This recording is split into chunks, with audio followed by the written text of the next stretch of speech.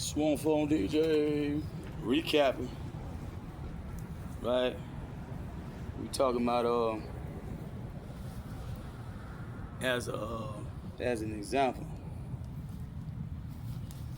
So I'm trying to stay out of that sun, man. As an example, you chose Mr. Isaac Hicks that indictment to show how they would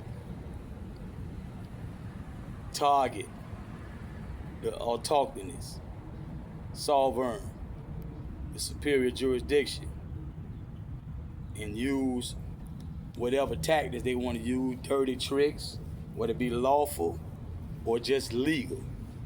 Legal gonna be tied to the Roman Curia, admiralty law, applying admiralty law upon the land, right? We talked about MOTU PROPRIO. I got some of them uploads. Click more up under the title, you can see where I said some things.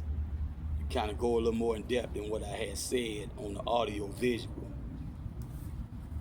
Touched on 88, YBI South, Icy Ice, Sinister Mac, Kid Nice, I myself, Kid J, B-Boy Jamil. You know, that time period, 88. Now all this time is things I touched on. I shouldn't be trying to go into it because I'm really not really focusing on the details, but I will go into it because the devil is in the details, how they say. And that timeline, I don't have much room over here. That timeline, I was gonna warm up while I talk. Kill two birds with one stone. That timeline is crucial to what I'm saying, because when the naysayers come in there, or people who doubt, the doubters and the naysayers, they may be good people, good people, and being thwarted from us linking and doing something, right? Because they believe I'm lying, basically. So the timeline tell it all. You can ask these niggas. Timeline tell it all. And it's not to pick on nobody, but like I pointed out on a lot of these new posts, because they erased a lot of my stuff, a lot of my live Swan Phone DJs and all that with the music and all that. They got a new rule that they say 30 days. They only letting live stay up for 30 days. So I thought it might not be retroactive. But when I went looking for a few things, they took that. That been up there for months. So I guess it was retroactive. If it was something done live, you had 30 days to download it, save it somewhere, store it somewhere.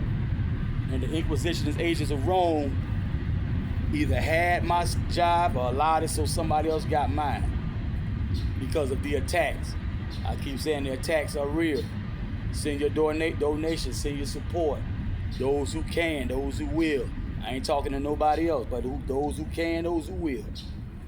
Now, that timeline, to single out, because you got to understand what these two individuals did.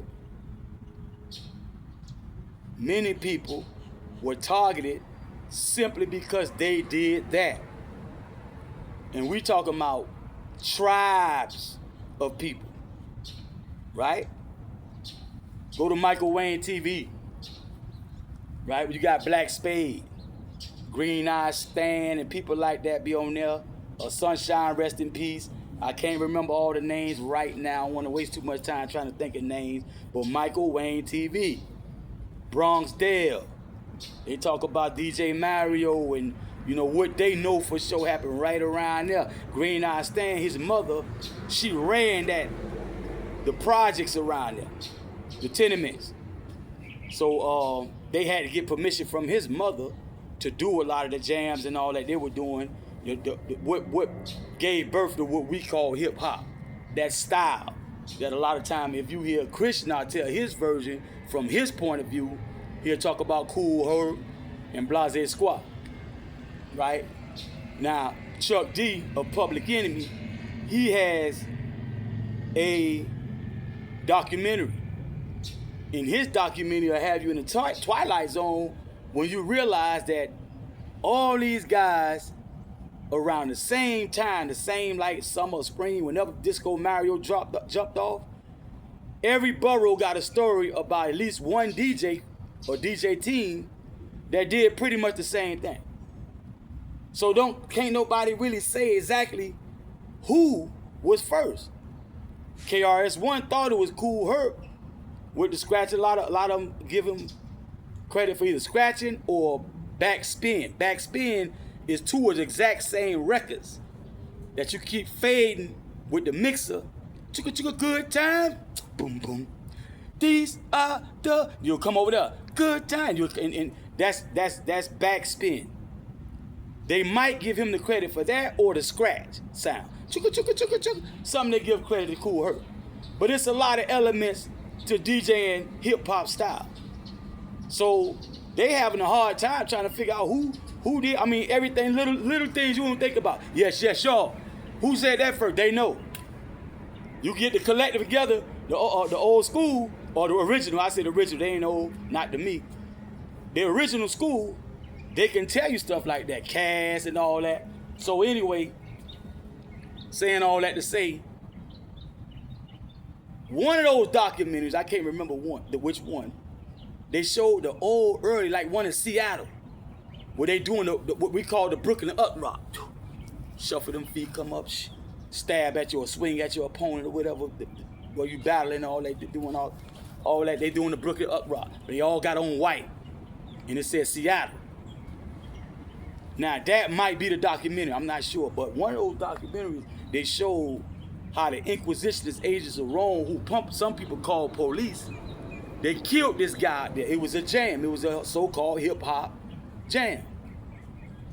That's just a drop in the bucket as far as what we had to deal with. You look at the movie Beat Street, when the African-American and Latino America whatnot, who was born here, some of them probably just got here on visa, whatever, woo.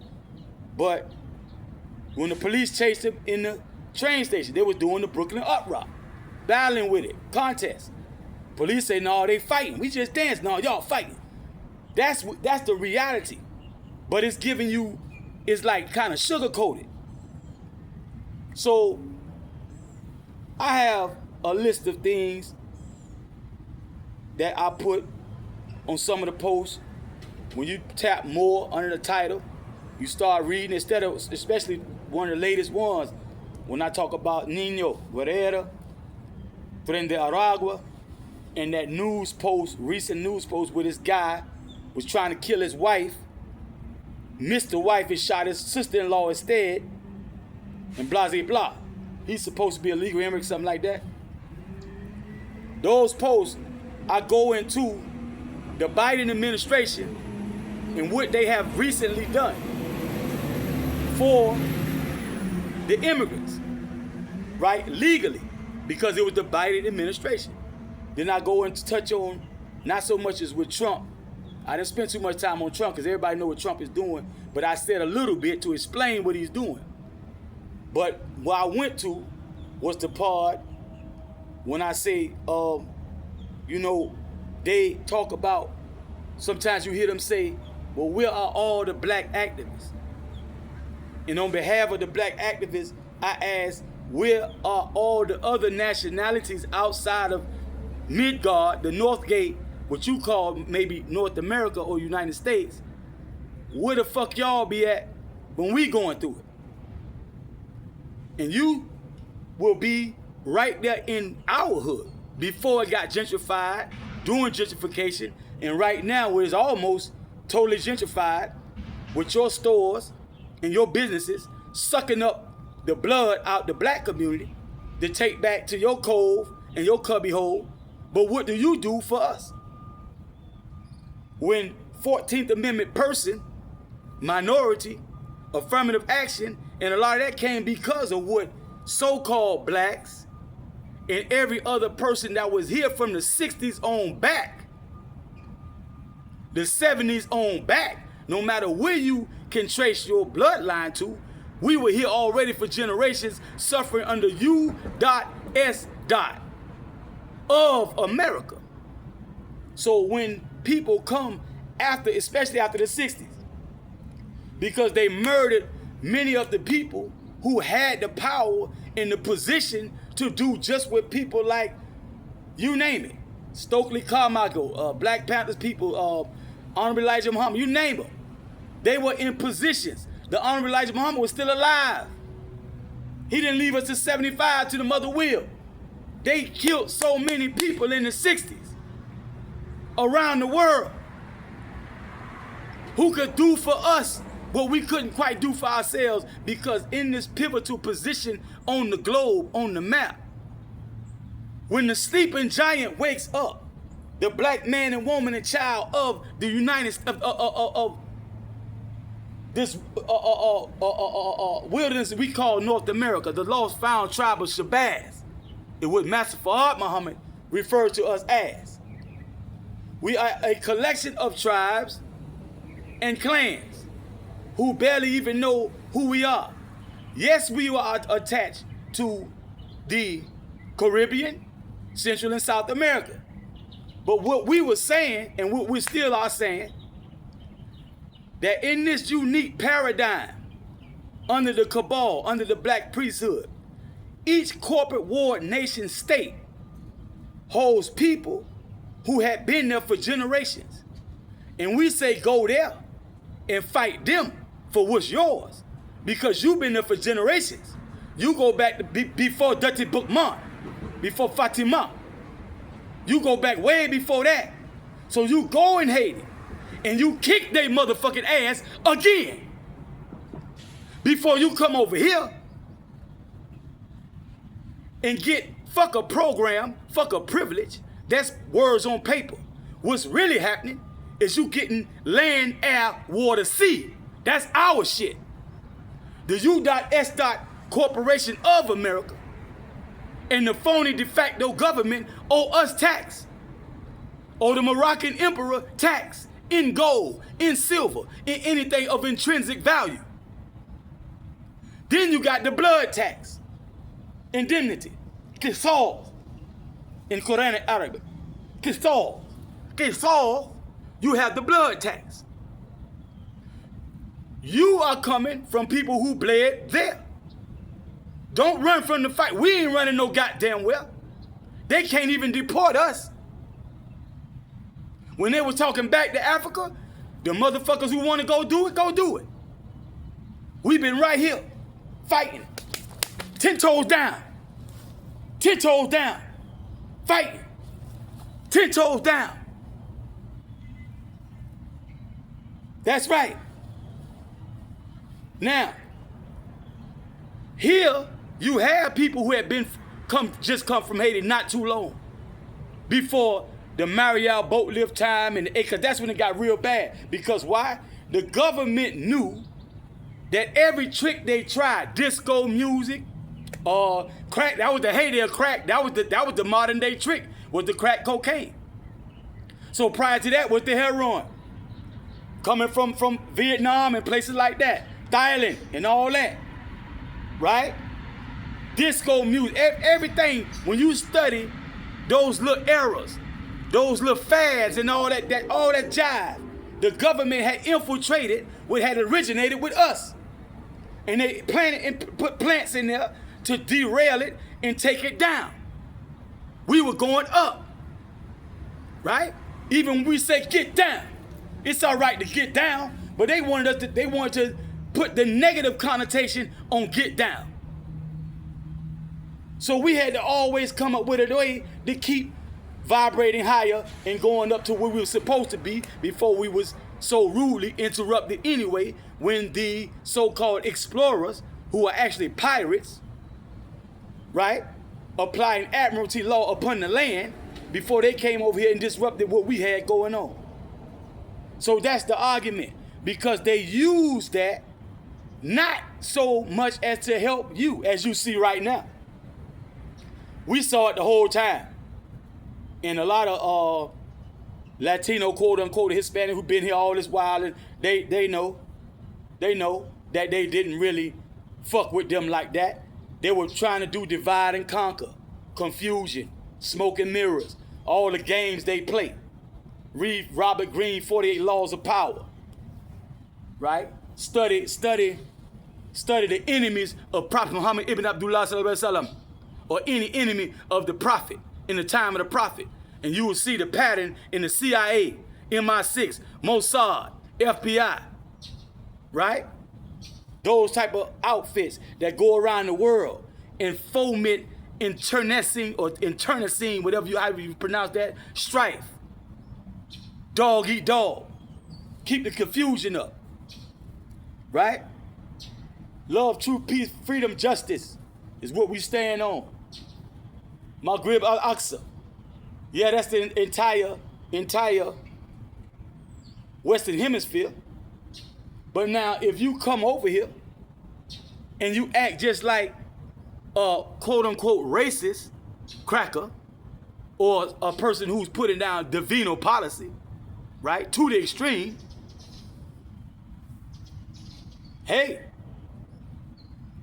I had just been going through that like the last 4-5 years. My brothers and sisters, who I stand up for, who I lose my life to speak up on for they shit, even though I got my own shit I got to deal with. But I speak out on injustice from anywhere, towards anybody. I'm from the Nation of Islam. We always do that. But then you come over here and treat me like I have been treated, not like I heard somebody else. We talking about my life story. Up until like just a few days ago, just a few weeks ago, a few months ago. You know, tell them what the day will bring tomorrow, next week, if I live that long. So where are we? Suffering. Under the oppression of the Rumi. The Benedict honor among those who are taught as indigenous over here. That's where we are. Still reeling, still dizzy, still trying to figure out our ass from a hole in the ground. Gentrification is in full-fledged, in full-blown gentrification going on. Many of us don't know where we're going. And now, definitely in Florida, it's a lot of shit going on around the whole damn world, but definitely in Florida, it's a new level or a new low, where it's affecting even moneyed people, well-heeled people, people who thought they pretty much had it in the bag and set for life, set for generations, especially with the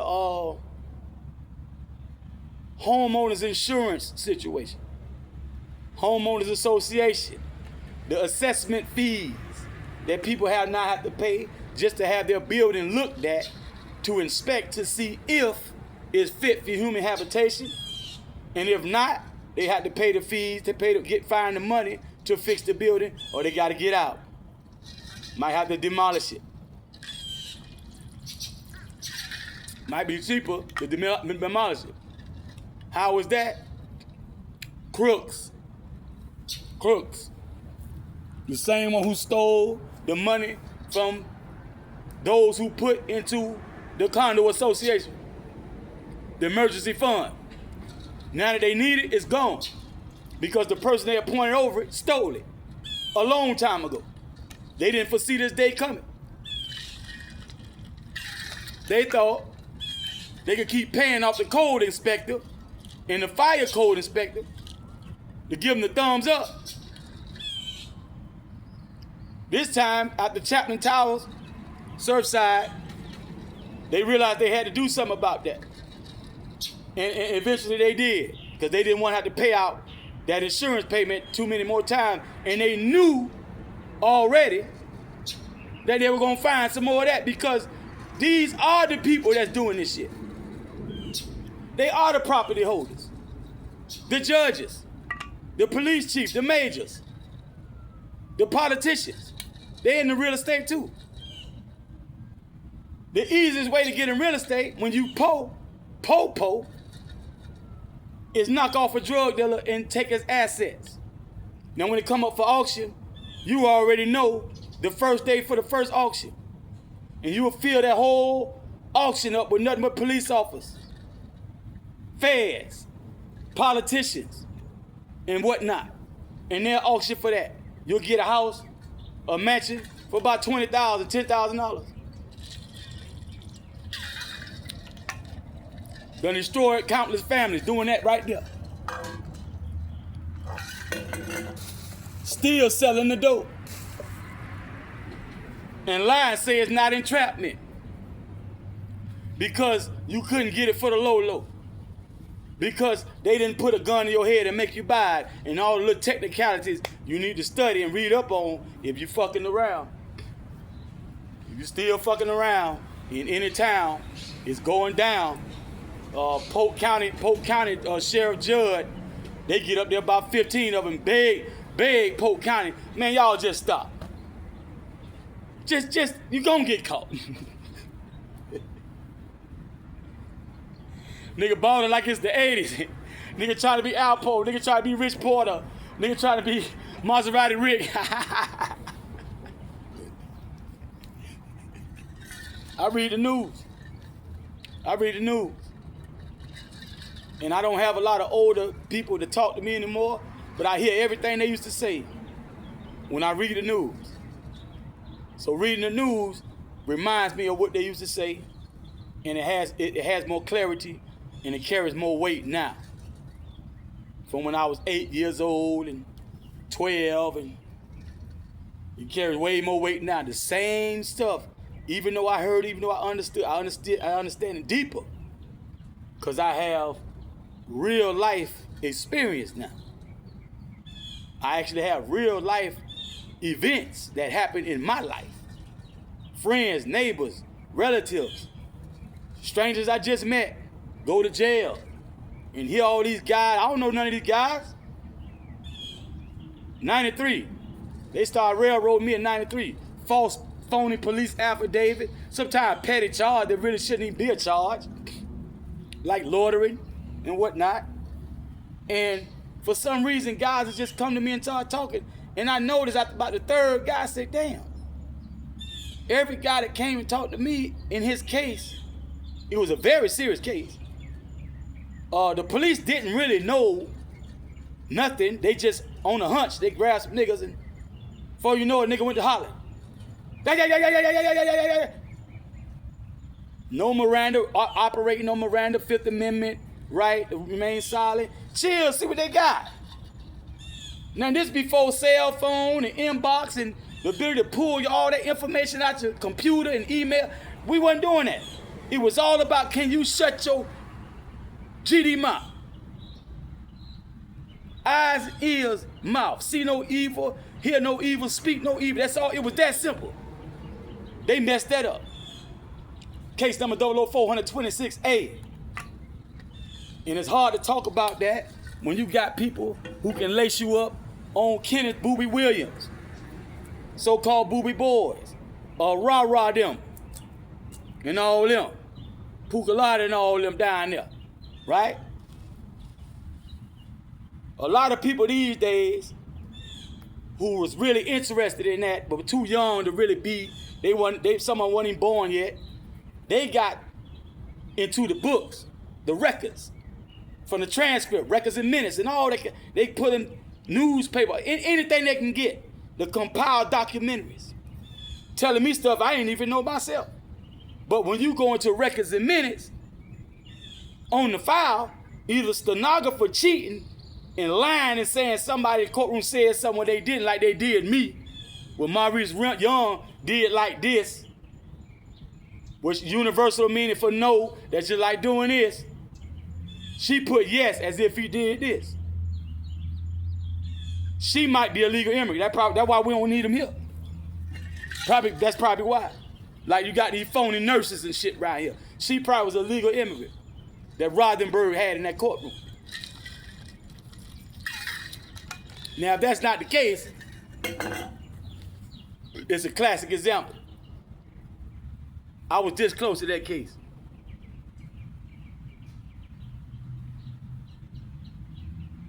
Booby is a Bahamian descent. Smith, Roll, Johnson, you find all that in the JD case, Lynch Mob JD. My dogs ran with Lynch Mob, and Pac Jam and all this kind of stuff. All the DJ Ghetto Style, Triple M, all that there. Pure Funk, all that there. All us jits can't wait to get on the mic. Just like Trick Daddy was just another one of us. Verb was just another one of us. Y'all might not remember Verb, but I know y'all know Trick Daddy and Trina. Was just another one of us want to get up there. Get jump, yeah, woo cha. Trying to be like the big boys. Disco Dave and all them, Jam Pony. Big Ace, Slick Vic and all them, right? La Kuja. We want to be like them. So now, that's how I'm close to them. I'm up the road up under Down by Law, I Refuse Boys, Eastwick, and a whole lot of other shit. Right? If you know, you know. Because you know before we start sectioning that jive off, it was all love, all family. And the people that raised us, who were born in the 60s especially, in the 50s, who was pretty young back then, in the 70s, we never strayed too far from that upbringing. So once we started getting Down by Law, Creep Dog, 5%, all that jive, Chateau Boy, all that jive there, right? Lime Street, Wilder Street, Montgomery Street, all that jive we doing now. When the early 90s and late 80s hit. Still, the undercurrent was what we was raised up on in the 70s. If you close in my age, I'm born in 73. If you close in my age, the undercurrent still was what we were raised on, because you gotta remember, a lot of our parents were still young men. My daddy wasn't but 30-something when he had me. He was still a young man. He was the director of the City of Miami Boxing, Golden Glove, and City of Miami Parks and Recreation, Golden Glove Boxing Program. He used to be a prize fighter, went to the Army and all that, came back, messed around after the riots, and ran that program to about 98, 99. Right? Outran me. In 1997, I came back fit as a fiddle. He blowed me like Usain Bolt against a turtle, pulled away from it like a Maserati. After we ran the jog, after we jogged around the regulation track, Mopar, he took off through the grass over there by the fire department towards 7th Ave. Took off.